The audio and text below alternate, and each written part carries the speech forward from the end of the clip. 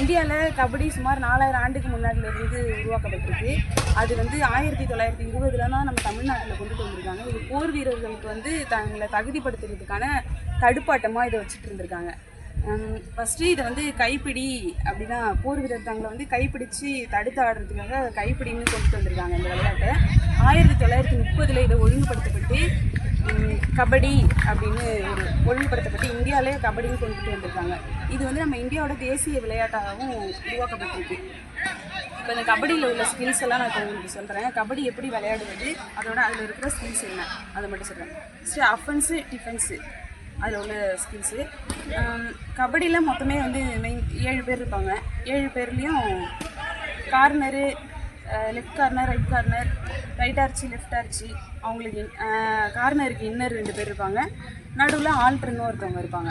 இவங்க 7 பேரும் உள்ளே இருந்துட்டு ஆப்போசிட்டில் ரைடர், அதாவது அஃபென்சிவ் அவங்க வருவாங்க. அஃபென்ஸ் அவங்க பண்ணும்பொழுது இவங்க தடுத்து ஆடுறாங்க. அதனால இவங்க வந்து தடுப்பாட்டக்காரர், இவங்க வந்து டிஃபென்ஸுன்னு சொல்லுவாங்க. அதில் டிஃபென்ஸ் ஸ்கில்லை பற்றி நான் உங்களுக்கு சொல்கிறேன். டிஃபென்ஸில் பார்த்துட்டிங்கன்னா நிறைய ஸ்கில்ஸ் இருக்குது. அது என்னென்னா கட்டிங் பிளாக் இருக்குது, ரன்னிங் பிளாக்கு, அப்புறம் தை ஹோல்டு இருக்குது, செயின் கட் இருக்குது, செயினில் போய்ட்டு பிளாக் பண்ணுறது, இந்த மாதிரி நிறைய ஆங்கிள் கேட்ச் இருக்குது. இதெல்லாம் வந்து தடுப்பாட்டக்காரர்களுக்கான ஒரு ஸ்கில் இது. அப்போ தான் வந்து ஆப்போசிட்டில் வர அந்த ரைடரை வந்து இதெல்லாம் வச்சுட்டு தான் அவங்கள மடக்கி வெளியில் அனுப்புறதுக்கான ஒரு ஸ்கில் இது. அதுவே நம்ம இப்போ அஃபென்ஸு ஸ்கில்லு பார்த்தோன்னா, அஃபென்ஸில் அவங்க வந்து என்னென்ன பண்ணுவாங்கன்னா, இப்போது டிஃபென்ஸில் நிற்கிறவங்கள விரட்டுறதுக்காக ரன்னிங்கில் போவாங்க. ரன்னிங் ஸ்கில்லாம் இருக்குது. அதில் அவங்க வந்து டிஃபென்ஸை வந்து திரட்டி ஆடுவாங்க. அதில் வந்து ரன்னிங் டச் இருக்குது, ஹேண்ட் டச் இருக்குது, ஃப்ரண்ட் கிக்கு, பேக் கிக்கு, டுக்கி, ஜம்ப்பு, இப்படி இன்னும் நிறையா இருக்குது. இது எல்லாமே நம்ம விரிவாக வீடியோவில் பார்க்கலாம் வாங்க. டிஃபென்ஸில் ஆங்கிள் கேட்ச் பார்க்க போகிறோம்.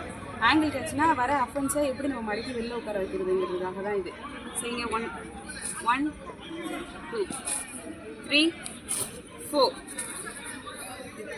அவங்க காலை டக்குன்னு இங்கே விடுறதுக்குள்ளே நம்ம ரெடியாக இருக்கணும். அவங்கள தான் நம்ம வேஸ்ட் பண்ணி பார்த்துட்டு இருந்தால் அவங்க காலை நம்ம வாட்ச் பண்ணவே கூடாது. இப்போ அவங்கள பார்த்துட்டு இருக்கும்போது அவங்க இந்த மாதிரி எல்லாருமே அட்டம்ப்டில் பை கவுண்டில் தான் எப்படியும் காலை வைப்பாங்க. அப்போ வைக்கும்போது டக்குன்னு காலை தூக்கிடணும். இதுதான் வந்து ஆங்கிள் கேட்ச்.